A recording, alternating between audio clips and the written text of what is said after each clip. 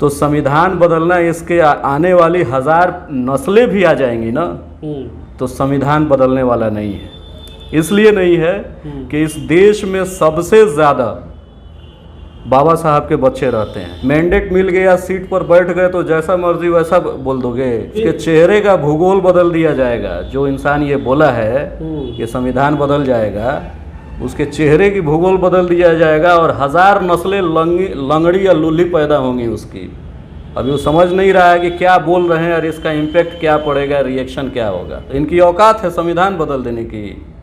जिस दिन इस देश का 85% बहुजन समाज जाग गया, ऐसे लोगों को इस देश की धरती छोटी पड़ जाएगी, ठिकाना नहीं मिलेगा, वो कहाँ भागेंगे। हाँ, उनको भी कोई रॉकेट पर बैठाल करके या चंद्रयान की तरह भेज दिया जाएगा चांद पे। नमस्कार, मैं सुनील, आप देख रहे हैं BR दोस्तों। हम बात करेंगे जो इस देश के प्राइम मिनिस्टर हैं माननीय नरेंद्र मोदी जी, उनके सलाहकार हैं विवेक ओबेरॉय। उनका कहना है कि इस देश को संविधान को बदल देना चाहिए। हमारे साथ भीम आर्मी के नेता हैं फरहान जी। इसी मुद्दे पर हम बात करेंगे। फरहान जी, क्या कहिएगा? जो सलाहकार हैं नरेंद्र मोदी के विवेक ओबेरॉय, वो कह रहे हैं कि इस संविधान को बदल देना चाहिए। और सबसे पहले सुनील बाबू, हम आपको सलाम करते हैं कि संविधान पे जब प्रहार हुआ है जी, तो आप आए हैं हमारे सामने और हमसे ये पूछ रहे हैं ताकि बात समाज में जा सके जी। देखिए, वो जो सलाहकार हैं आर्थिक परिषद के, उस बेवकूफ़ इंसान को ये पता होना चाहिए कि जिस गद्दी पर हम बैठे हैं और आर्थिक परिषद के सलाहकार है, वो आर्थिक परिषद के जो निर्माता थे वो बाबा साहब भीमराव अम्बेडकर ही थे, दूसरा कोई नहीं था जी। और संविधान बदलने की बात तो इससे पहले भी इसके बाप दादा करते आए हैं। बाबा साहब के जिंदा रहते हुए भी बाबा साहब की अर्थी इसके बाप दादा ने उठाया है। जिस वैचारिक बाप दादा, जेनेटिक बाप दादा की बात हम नहीं कर रहे हैं। इसके जो वैचारिक बाप दादा हैं, तो नागपुर में बाबा साहब के रहते हुए भी जिंदा अर्थी उठाने का काम किया है। लेकिन बाबा साहब पे कोई फर्क पड़ा?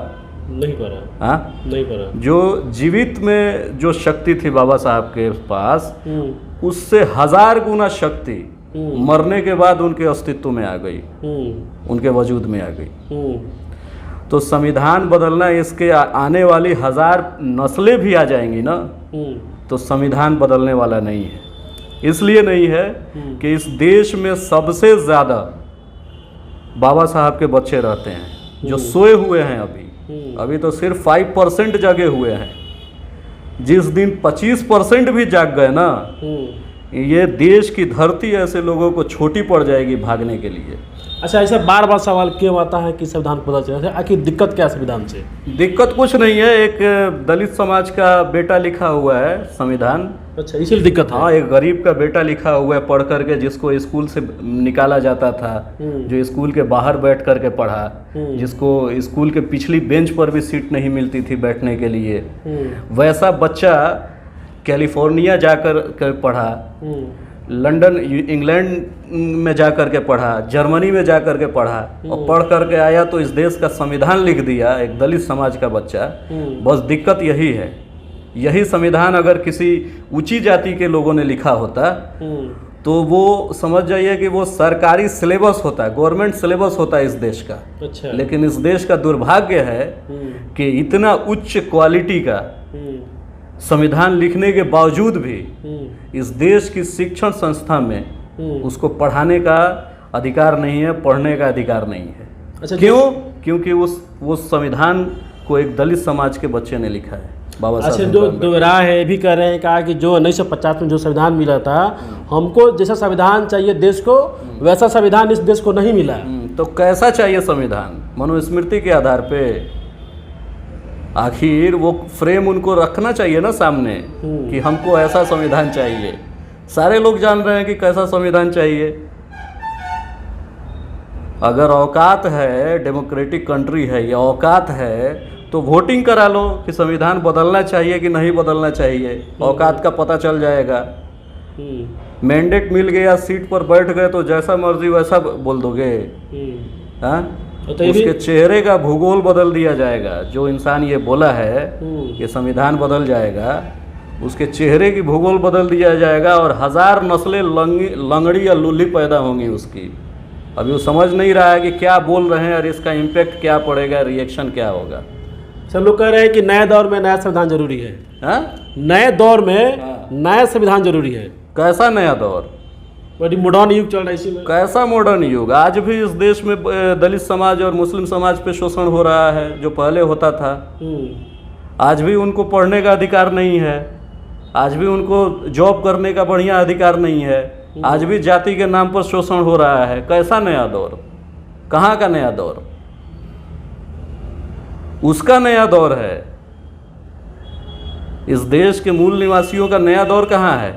आज भी संघर्ष जारी है, कल भी रहेगा। अच्छा फरहान जी बताइए, क्या बीजेपी में ऐसा मतलब बात चल रही है क्या कि 24 के बाद इस संविधान को बदल देना चाहिए? अब बीजेपी में बात चले या किसी भी पार्टी में बात चले, बात चलने तक ही इनकी औकात है। अच्छा। सिर्फ ये बात चला सकते हैं, बात कर सकते हैं, इम्प्लीमेंट करने की इसकी औकात नहीं है। इनकी सरकार कुछ भी कर सकते हैं। सरकार देश की जनता से बढ़ के कोई सरकार होती है? और सरकार बनी किस आधार पे? संविधान ही के नीति के आधार पे न बनी है। तो इनकी औकात है संविधान बदल देने की। जिस दिन इस देश का 85% बहुजन समाज जाग गया, ऐसे लोगों को इस देश की धरती छोटी पड़ जाएगी, ठिकाना नहीं मिलेगा, वो कहाँ भागेंगे। हाँ, उनको भी कोई रॉकेट पर बैठाल करके या चंद्रयान की तरह भेज दिया जाएगा चांद पे। चलिए धन्यवाद। ये फरहान जी हैं। मैं फिर बता दूं कि जो इस देश के प्राइम मिनिस्टर हैं नरेंद्र मोदी, उनके आर्थिक सलाहकार हैं विवेक देवराय। उनका कहना है कि इस संविधान को बदल देना चाहिए। 1950 में जो संविधान मिला था, इस देश को वैसा संविधान नहीं मिला जैसा देश चाहिए। लेकिन फिर उन्होंने कहा है कि नए दौर में नया संविधान जरूरी है। मैंने इसी मुद्दे पर फरहान जी से बात किया, अपना बात बहुत बेबाकी से रखा। आप क्या सोचते हैं ज़रूर कमेंट कीजिए। आप देख रहे थे BR दस्तक, मैं सुनील सिवान।